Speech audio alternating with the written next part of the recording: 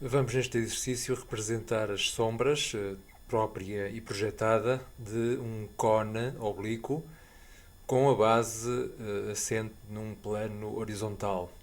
De acordo com o enunciado, esse plano horizontal tem um decota, já registamos aqui esse traço frontal desse plano, e seguindo os restantes dados do enunciado, avançamos já com o desenho do sólido. Portanto, resta representar as sombras. Para representar o sólido, comecei por representar a aresta AV. É-nos dito que é uma aresta vertical e que tem 4 de abscissa e 6 de afastamento. Assim sei que os dois pontos que definem a aresta terão de ser registados, a sua projeção horizontal terá então de ser registada 6 cm abaixo do eixo do X e na marca do 4 da abscissa. Uma vez que vou considerar o ponto V como o vértice do sólido, o ponto A pertencerá à base, e então A2 estará aqui coincidente ou pertencente ao traço frontal do plano da base, e 8 cm acima de A2, registro V2. Para avançar com o desenho da base, portanto aqui da circunferência da base, toma atenção ao seguinte: é-nos dito que a geratriz AV é a geratriz mais à esquerda do sólido, e a única forma de garantir isso é se 4 cm à direita de A registar então o centro da circunferência, que será o ponto O, 4 cm porque esse é o raio da circunferência da base, e a partir do O1 representar então a circunferência, confirmando que o ponto A será o ponto mais à esquerda da base e a geratriz AV será a geratriz mais à esquerda do sólido. De seguida, vou utilizar o ponto mais à direita, portanto o ponto com menor abscissa da base, para representar a outra geratriz que vou utilizar para definir o contorno aparente frontal do sólido. E pronto, com estes elementos temos o sólido representado com as suas duas projeções, frontal e horizontal. Podemos agora avançar para a representação das sombras. Para isso vamos dar início ao desenho da separatriz. Começamos por encontrar os pontos da base que são tangentes aos planos de luz que precisamente definem a parte da separatriz. Em concreto, definem as geratrizes dessa separatriz.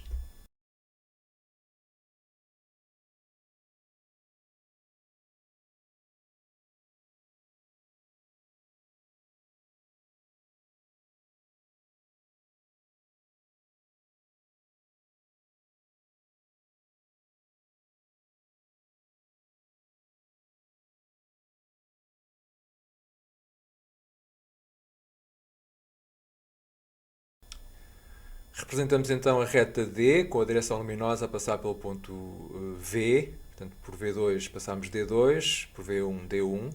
De seguida confirmamos a interseção de D2 com o traço frontal de alfa, aí será a projeção frontal do ponto de interseção, e depois encontramos na projeção 1 da reta D a projeção horizontal do ponto I, portanto, o ponto de interseção da reta D com o plano alfa.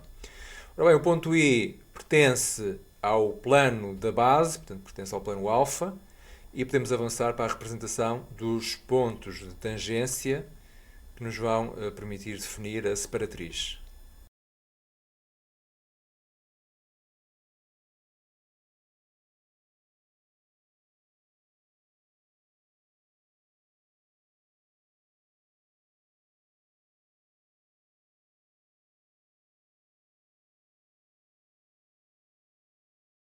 Pelo ponto médio do segmento I1-O1, avancei para o desenho então dos pontos R e S, que são os pontos de tangência dos planos que nos vão permitir definir a separatriz, como há pouco já dissemos.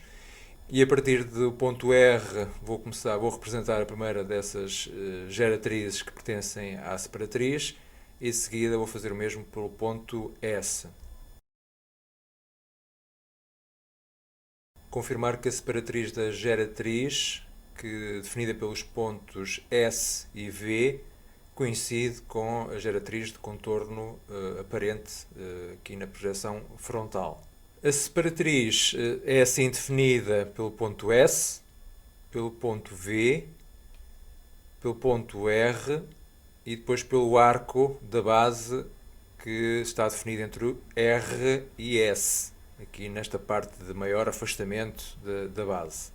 Isso significa que, em termos de sombra própria, teremos de destacar esta zona na projeção horizontal, portanto aqui será a sombra própria. Contudo, na projeção frontal não será necessário representar qualquer zona desse tipo de sombra.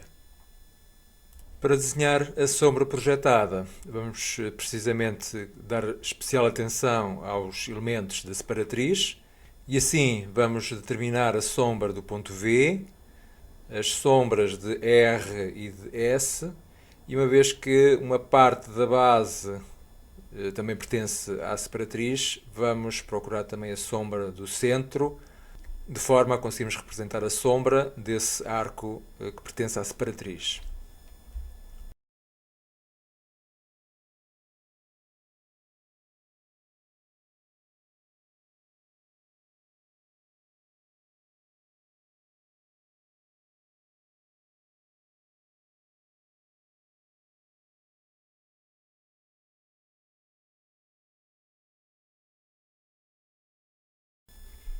Já temos R sombra, O sombra e S sombra, e já representei aqui o arco ou sombra da porção da base que pertence à separatriz.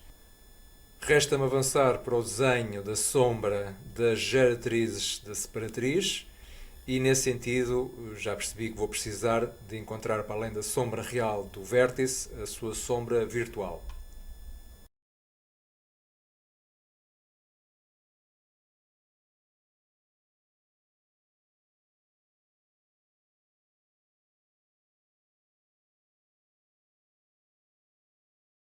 Portanto, recapitulando, uni R sombra V virtual e fiz o mesmo para o S sombra, onde esses segmentos intersetaram o eixo do X.